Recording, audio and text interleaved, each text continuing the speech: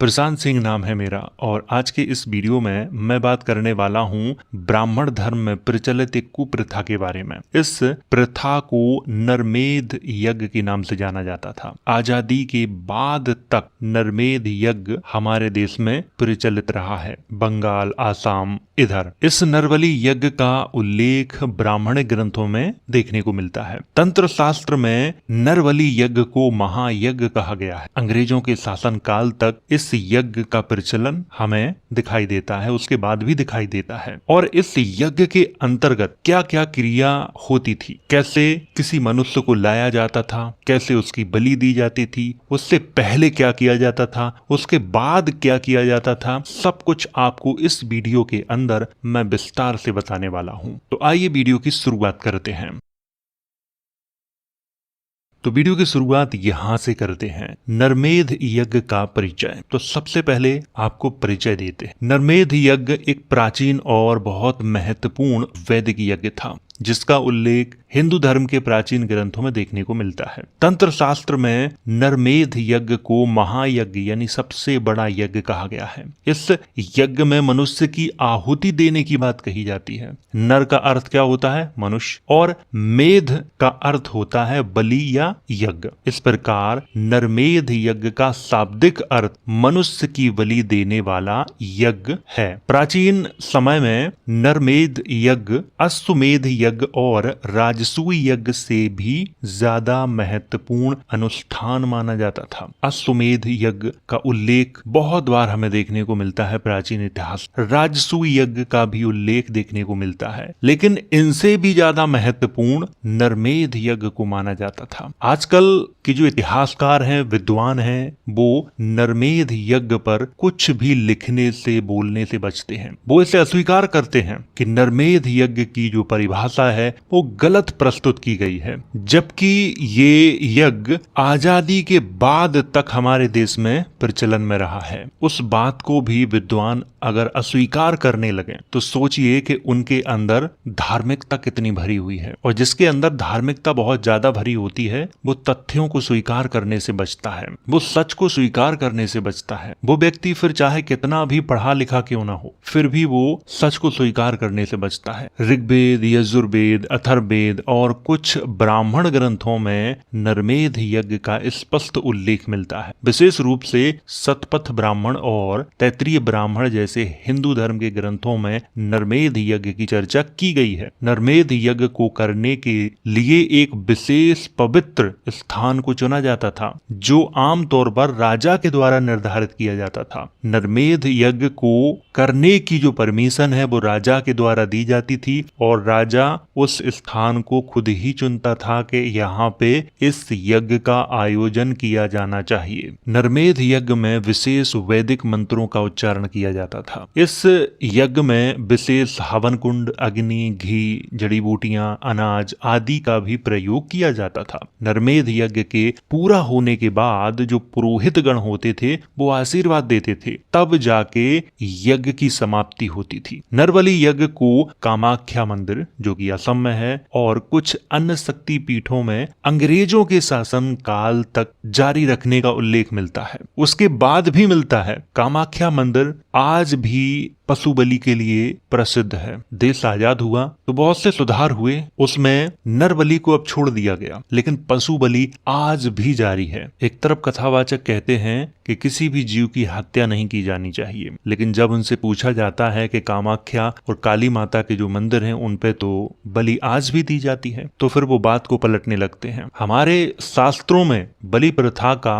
खुल के उल्लेख किया गया है और उसे स्वीकार किया गया है। अहिंसा की नीति को बाद में स्वीकार किया गया है। तो ये तो था नरमेध यज्ञ का परिचय। और अब मैं आपको एक किताब खोल के दिखाने वाला हूं जिसमें बहुत ही अच्छी जानकारी दी गई है और ये भी बताया गया है कि किस तरह से इसका आयोजन किया जाता था और कैसे उस मनुष्य को तैयार किया जाता था, उसकी बलि दी जाती थी, और फिर उसके मांस के जो टुकड़े होते थे उनका क्या किया जाता था, सब कुछ इस किताब के अंदर बताया गया है। अगर आप लोग इस बुक को पढ़ना चाहते हो तो इसकी जो लिंक है वो वीडियो के डिस्क्रिप्शन बॉक्स में दे दी जाएगी, तो वहां से मंगवा के इसे आप लोग पढ़ सकते हो। इस बुक का नाम है देवदासी, सती प्रथा और कन्या हत्या। इसमें देवदासी प्रथा के बारे में बताया गया है बहुत विस्तार से, सती प्रथा के बारे में बहुत विस्तार से बताया गया है, कन्या हत्या के बारे में बहुत विस्तार से बताया। देवदासी प्रथा, सती प्रथा, कन्या हत्या ये हमारे देश में प्रचलित नहीं थी, लेकिन बाद में कुछ आक्रमणकारी आए, उनके साथ ये प्रथाएं हमारे देश में आई। कन्या हत्या के बारे में जब आप पढ़ोगे इतिहास में विस्तार से, तो यूनान एक ऐसा देश है जहां इसका खूब प्रचलन था, और जब यूनानी हमारे देश में आए उनके साथ ये प्रथाएं भी हमारे देश में आए। तो अब बात करते हैं मुद्दे की, और जितना मैंने हाईलाइट किया है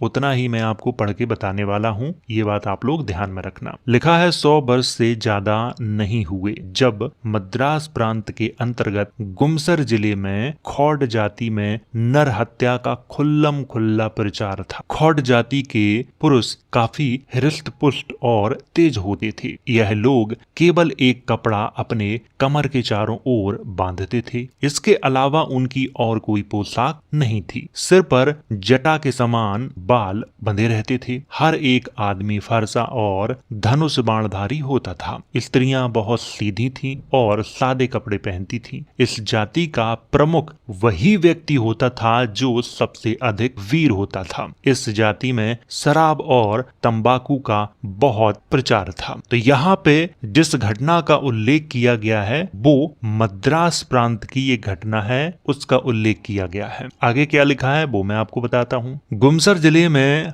मालिया जाति में थाधा पिनु अर्थात पृथ्वी देवता की वेदी पर मोर के पर की छाया में यह बलिदान किया जाता था। बलिदान का उद्देश्य यह होता था पृथ्वी देवता प्रसन्न होकर धन धान्य और संपदा प्रदान करें, यानी लालच में ये नर बलि प्रथा की जाती थी। उन्हें ऐसा लगता था कि मनुष्य की बलि देने से धन धान्य और संपदा मिलेगी, इसीलिए नर बलि प्रथा की जाती थी। आगे लिखा है यह नर बलिदान उस जिले के परगनों में बारी बारी से किया करते थे। बलि वेदियां अनेक जगहों पर हुआ करती थी और कभी कभी असाधारण मौकों पर एक वक्त में अनेक जगहों पर नरमेध यज्ञ किया जाता था। इस जाति के नियमानुसार जिसका बलिदान किया जाता था वह किसी भी जाति का और किसी भी उम्र का पुरुष या स्त्री हो सकता था, यानी महिला की भी बलि दी जाती थी और पुरुष की भी दी जाती थी। प्रौढ़ पुरुष अच्छे समझे जाते थे।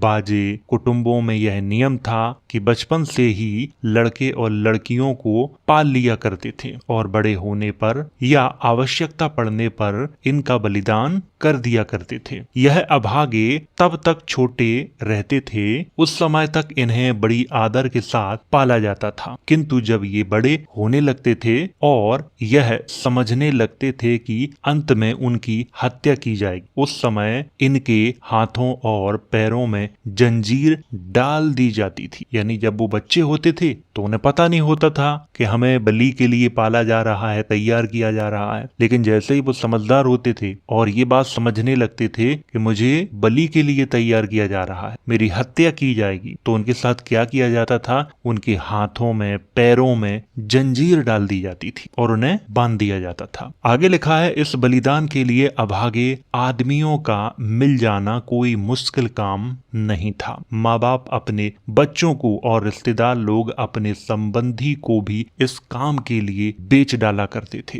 क्योंकि कोई भी धार्मिक कार्य हो और धार्मिक कार्य के लिए कोई भी व्यक्ति कुछ भी करने को तैयार हो जाता है। और यही यहाँ पर लिखा है कि माँ बाप अपने बच्चों को और रिश्तेदार अपने संबंधियों को भी बेच देते थे इस काम के लिए कि आप हमारे बच्चों को ले जाओ, आप हमारे रिश्तेदारों को ले जाओ, इनकी बलियां दे दो। इसके अलावा इस प्रांत में एक समुदाय ऐसे व्यापारियों का भी है जो बलिदान बलिदान के लिए मनुष्यों को बेचा करता है। आगे लिखा है, खौड जाति में यह नियम था कि जिसका बलिदान किया जाए उसे जबरदस्ती नहीं बल्कि खरीद कर बलिदान करें। दूसरी जगह से खरीद लाओ फिर उसका बलिदान कर दो। कैदी या लड़ाई में गिरफ्तार किए हुए आदमी की कुर्बानी जायज नहीं समझी जाती थी। आगे लिखा है, जब किसी को कोई आदमी खरीदना होता था उस समय वह पीतल के बर्तन से, पशु से या अनाज से खरीद लिया करता था। इतने सस्ते उस समय आदमी बिकते थे। पीतल के बर्तन से, पशु से, अनाज से उन्हें खरीद लेते थे। यहाँ पे लिखा है, पूजा की विधि इस प्रकार थी। देव मूर्ति के सामने कोई भी खौड जाति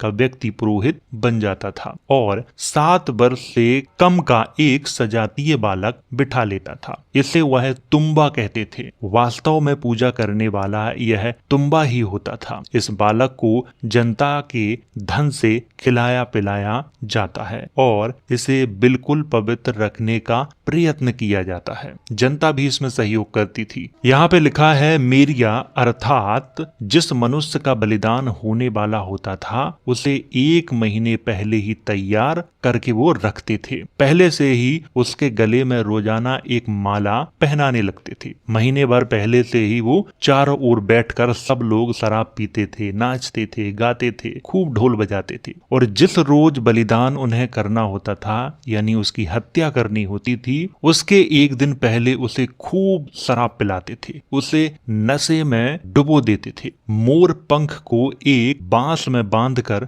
गाड़ देते थे और उसके नीचे बेचारे मदांध मेरिया को बिठा देते थे। यहाँ पर मदांध का अर्थ है वो व्यक्ति जिसकी बलि देनी है, लेकिन उसे इतनी शराब पिला दी गई है कि उसे होश ही नहीं है कि मैं कौन हूँ। ये यहाँ पे लिखा है। इसके बाद आसपास के गांव के सब लोग इसके चारों ओर बहुत जोरों से नाचते गाते और खुशियां मनाते थे और पृथ्वी देवता को संबोधित करके कहते थे कि हे देव, हम तुम्हारे सामने बलिदान करते हैं, हमें धन धान्य और स्वास्थ्य प्रदान करो। बहुत दुख होता है ऐसी प्रथाओं के बारे में जब मैं पढ़ता हूँ और लगता है कि अच्छा हुआ हमारे देश में अंग्रेज आ गए। हम जानवर थे, जानवर से वो हमें इंसान बना गए। भले ही अंग्रेजों के बारे में हमारे इतिहास में बहुत उल्टा सीधा लिखा हो, उन्होंने हमें लूटा, उन्होंने हमारे ऊपर अत्याचार किए, ऐसा लिखा हुआ है। सच तो ये है कि हम जानवर से भी बुरा जीवन व्यतीत कर रहे थे। अंग्रेजों के समय तक हमारे देश में कहीं पे स्तन टैक्स लगाया जाता था, कहीं पे शुद्धिकरण प्रथा थी, कहीं पे कन्या हत्या की जाती थी, कहीं पे नर बलि दी जाती थी और जातिवाद तो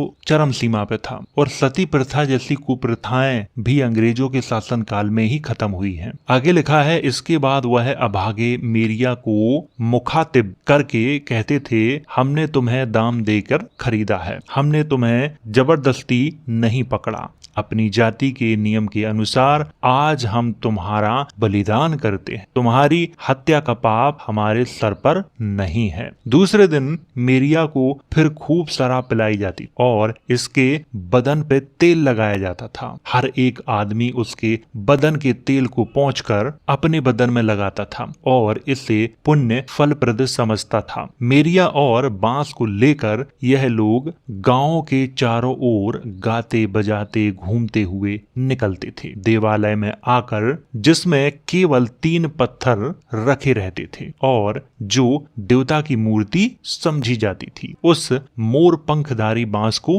वो वहां पे गाड़ देते थे और थोड़ी ही दूर पर वो क्या करते थे, एक गड्ढा खोदते थे। पहल एक सुअर की कुर्बानी करते थे और उसका खून इस तरह गिराते थे कि सबका सब इसी गड्ढे में जाके वो भर जाता था। यहाँ पे थोड़ा मैं रुकना चाहूंगा। भारतीय समाज में सुअर को भी पवित्र माना जाता है, उसे भगवान विष्णु का अवतार माना जाता है और यहाँ पे ये बात समझ में आ रही है कि क्यों माना जाता था। मनुष्य की बलि देने से पहले सुअर की बलि दी जाती थी और उसका जो रक्त होता था वो उस गड्ढे में भर लिया जाता था। आगे लिखा है, मेरिया को इतनी देर में इतनी शराब पिलाई जा चुकी होती थी कि वह बेहोश बेहोश हो जाता था। यानी उस व्यक्ति को जिसकी बलि दी जानी है उसको खूब शराब पिलाई जाती थी और इतनी शराब पिलाई जाती थी कि वो बिल्कुल बेहोशी की हालत में होता था। इसको इसी गड्ढे के पास उठा लाते थे और उसका मुंह उस रक्तपूर्ण गड्ढे में यानी उस गड्ढे में डाल देते थे और तब तक उस गड्ढे में उस व्यक्ति का मुंह डाले रहते थे जब तक कि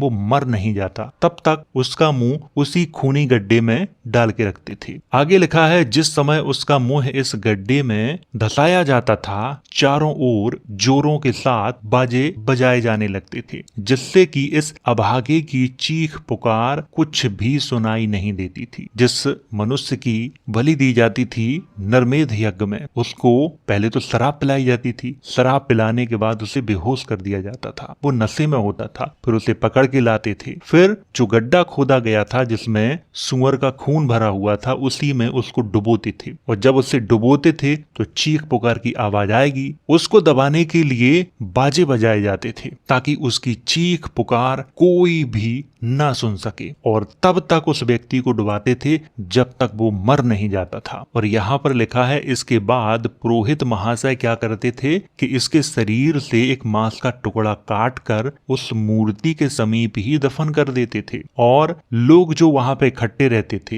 एक एक टुकड़ा इसी तरह उसके शरीर से काटने लगते थे और अपने अपने गांव में ले जाकर उसे गांव की सीमा पर और ग्राम देवता के मंदिर में गाड़ देते थे, किंतु चेहरे को कोई नहीं छूता था। सूखी हड्डियां और इसका जो शरीर होता था वो उसी गड्ढे में दफन कर दिया जाता था। यहाँ पर थोड़ी सी कल्पना कीजिए कि किसी मनुष्य को धार्मिकता के नाम पे पहले मारा जाता है, फिर पुरोहित महाशय क्या करते हैं कि उसके शरीर से एक मांस का टुकड़ा लेते हैं और उस देवता की मूर्ति के पास वो उसे गाड़ देते हैं और जो लोग वहां पे खड़े हैं देख रहे हैं ये सब नजारा, वो लोग भी उस व्यक्ति के शरीर से जिसकी बलि दी गई है मांस का टुकड़ा काटते हैं, अपने गांव की सीमा पे या जो गांव में मंदिर है उसमें जाके गाड़ देते थे। ऐसी ऐसी कुप्रथाएं हमारे देश में प्रचलित थी। और यहाँ पे क्या लिखा है, इस अमानुषिक और पैशाचिक क्रिया के बाद एक भैंस उस देवता के सामने लाई जाती थी और उसके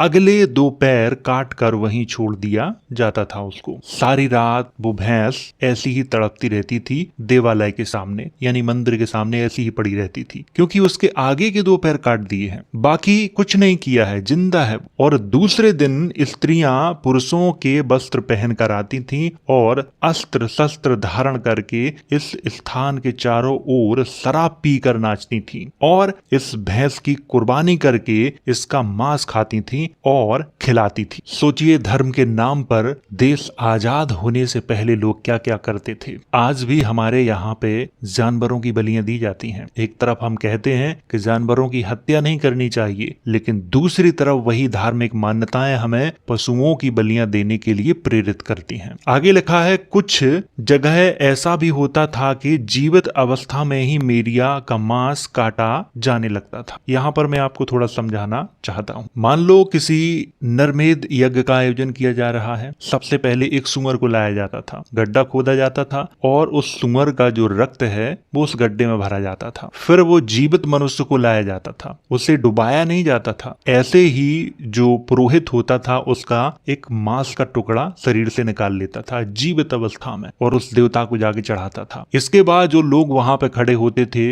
वो उस मनुष्य पे टूट पड़ते थे और जीवित मनुष्य के टुकड़े शरीर से निकालने लगते थे। इन बातों को सोचकर दुख होता है, लेकिन उस समय धार्मिकता के नाम पे ये सब किया जाता था। आगे लिखा है, इस स्थान के अलावा हैदराबाद और नागपुर के बीच की पहाड़ी भूमि में नर हत्या प्रचलित थी। नर हत्या सिर्फ मद्रास प्रांत में ही नहीं थी, असम, बंगाल, हैदराबाद, महाराष्ट्र, बहुत सारे जगह पे प्रचलित थी। ये अंग्रेजों के समय की बात है, ये उससे पहले तो पूरे भारत में ही प्रचलित थी। आगे लिखा है, यहाँ कोटिया कोंडोलू नाम की एक जाति रहती थी। जैकी नाम का एक देवता इनके यहाँ बहुत श्रेष्ठ माना जाता था। यह लोग इस देवता के सामने धन धान्य और संपदा में समृद्धि के लिए नरमेध यज्ञ करते थे, जैसा कि खौट जाति के लोग करते थे। पोंगल नाम के त्योहार से पूर्व के या बाद के इतवार को यह लोग इस आसुरी यज्ञ को करते थे। यह लोग भी आदमियों को जबरदस्ती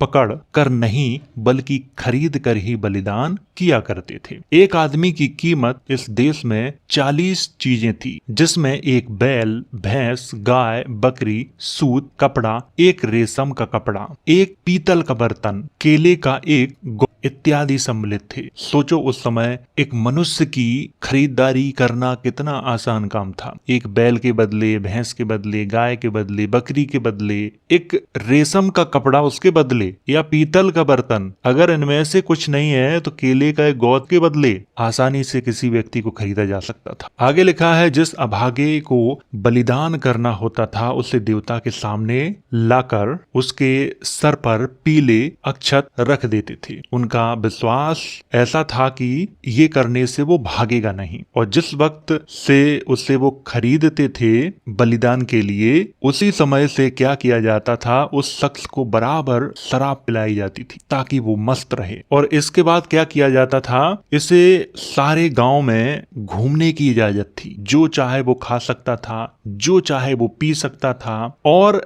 इतना भी अधिकार उसको दे दिया गया था कि किसी भी महिला स्त्री के साथ वो समागम भी कर सकता था। रास्ते में अगर कोई मिल गई उसके साथ वो समागम कर सकता था। बलिदान के दिन यह देव मूर्ति के सामने मस्ती की हालत में लाया जाता था। पहले तो उसे खूब आजादी दी जाती थी, लेकिन जिस दिन उसकी बलि दी जानी होती थी उस दिन उसे देवता की मूर्ति के सामने नशे की हालत में लाया जाता था। गांव का कोई आदमी पुरोहित बन जाता था और यह पुरोहित इस मनुष्य को पकड़कर उसका पेट चीर डालता था, यानी जीवित मनुष्य का पेट फाड़ देता था। ऐसी घटिया प्रथाओं के बारे में पढ़ने में भी मुझे आपत्ति हो रही है। आगे लिखा है, पेट से पहले पहल जो रक्त निकलता था, यानी जो खून निकलता था, उस रक्त से देव मूर्ति का स्नान कराया जाता था, यानी देव मूर्ति को नहलाया जाता था। इसके बाद आसपास के गांव से आए हुए यात्रीगण उस व्यक्ति पर टूट पड़ते थे और जिंदा रहते हुए भी इसकी बोटी बोटी काट डालते थे। सोचो, जिंदा में ही पहले उसका पुरोहित ने पेट फाड़ दिया और पेट से जो खून निकलता था उस खून से मूर्ति को नहलाया जाता। इसके बाद जो आसपास के गांव के होते थे वो उस व्यक्ति पर टूट पड़ते थे और उसके शरीर से छोटे छोटे मांस के टुकड़े निकाल लेते थे ताकि वो अपने ग्राम देवता पे चढ़ा सके। आगे लिखा है, 12 वर्ष में एक मर्तबा इस प्रकार का बलिदान हुआ करता था। और आगे लिखा है, किंतु कुछ जातियों में ऐसा भी होता था कि ये लोग वर्ष में एक स्थान पर 20-20 आदमियों तक का नरमेध कर देते थे, यानी उनकी हत्या कर देते थे। आगे लिखा है, बंगाल प्रांत में भी खौट जाति के ये लोग बसते थे। लोग भी नरमेध किया करते थे। ये लोग मिट्टी के प्रति बलिदान किया करते थे और उनका विश्वास था कि ऐसा करने से फसल अच्छी पैदा होती है और किसी भी प्रकार की बीमारी उसमें नहीं होती है। उनका ये अटूट विश्वास था और उन्हें ऐसा लगता था कि मनुष्य के खून से पृथ्वी को सींचने से हल्दी की खेती बहुत अच्छी होती है और उसका रंग गहरा आता है। ये लोग अपनी जाति के व्यक्ति का बलिदान नहीं करते थे। ब्राह्मणों का भी बलिदान यहाँ नहीं किया जाता था। इन दो अपवाद के अतिरिक्त और कोई भी व्यक्ति नरमेध के नाकाबिल नहीं समझा जाता था। और आगे लिखा है, ये लोग नरमेध में कुर्बानी के लिए मोटे आदमियों को पतले आदमियों से और जवानों को बुढ़ों से बेहतर समझते थे। इस प्रदेश में आदमी की कीमत कम से कम 60 रुपया और ज्यादा से ज्यादा 130 रुपया हुआ करती थी। बंगाल की बात हो रही है। 60 रुपए में आदमी, 130 रुपए अधिकतम उसकी कीमत। आगे लिखा है, पौन और हाड़ी जाति के जो लोग थे वो क्या करते थे, वो नरमेध यज्ञ के लिए आदमी बेच देते थे और कहते थे कि ये हमारा संबंधी है, हमारी संतान है। लेकिन वो वास्तव में क्या होता था, वो कहीं और से चुरा के लाते थे और उसे अपना कह के इन धार्मिक धार्मिक लोगों को बेच देते थे। और आगे लिखा है, अक्सर ये भी होता था कि अगर कोई बालक जिसे नरमेध के लिए पाला है युवा अवस्था को प्राप्त हो गया तो इसी प्रकार की कन्या के साथ उसका विवाह भी कर देते थे और जो संतान होती थी उसे भी कुर्बानी के लिए छोड़ रखते थे और आवश्यकता पड़ने पर इस अभागे दंपत्ति की कुर्बानी भी दे दी जाती थी। यानी किसी बच्चे को वो पकड़ के लाए और उसकी कुर्बानी अभी नहीं दी जानी है, तब तक वो बड़ा हो गया, और कहीं से किसी लड़की को पकड़ के लाए तो क्या करते थे कि उनकी शादियां करवा देते थे। फिर उनसे जो बच्चे पैदा होते थे उनकी बलियां दी जाती थी और अगर बच्चे नहीं मिले तो उन दंपत्तियों की ही बलि दे दी जाती थी। हमारे देश में किस तरह की धार्मिकता थी इसका आप अंदाजा यहीं से लगा सकते हो। और यहाँ पर लिखा है, इस प्रांत में इस पैशाचिक क्रिया के करने की विधि दूसरी ही थी। यहाँ का साधारण तरीका ये था कि आदमी को दो मजबूत तख्तों या बांसों के बीच में बांध देते थे। एक बांस सीने पर और दूसरा पीठ या कंधे पर बांध देते थे। एक कोने से इन बांसों को पहले एक ओर मिलाकर बांध देते थे, उसके बाद उसी रस्सी के दूसरे छोर से इन दोनों बांसों का दूसरा कोना कसकर बांधा करते थे और दूसरी ओर से बांसों के कोनों को मिला देते थे। और परिणाम क्या होता था कि जो व्यक्ति इन बांसों के बीच में बांधा गया है वो पिस के मर जाता था और अगर बच भी गया है तो उसी समय उसका शरीर जमीन पे फेंक दिया जाता था और जो यात्री आसपास के गांव के लोग होते थे वो तुरंत ही उस व्यक्ति पर टूट पड़ते थे और कुल्हाड़ियों से उसकी बोटी बोटी काट डालते थे। धार्मिकता के नाम पे मनुष्यों को इस तरह से मारा जाता था। हमारे देश में अनेक प्रथाएं आज भी प्रचलित हैं, जैसे देवदासी प्रथा, आज भी इसका प्रचलन हमारे देश में है। बहुत सी प्रथाओं का अंत हो चुका है लेकिन वो अभी भी कुछ जगहों पर देखने को मिल जाती हैं। अगर ये सारी बातें आप किसी धार्मिक व्यक्ति को बताओगे तो वो इसे स्वीकार नहीं करेगा, वो इसे कहेगा कि ये अंग्रेजों के द्वारा फैलाया गया झूठ है। तो अगर आप लोग इस बुक को पढ़ना चाहते हैं तो इसकी जो लिंक है वो वीडियो के डिस्क्रिप्शन बॉक्स में दे दी जाएगी, तो वहां से मंगवा के इसे आप लोग पढ़ सकते हो। तो अगर वीडियो अच्छा लगा हो तो इसे लाइक करें, शेयर करें। वीडियो देखने के लिए धन्यवाद।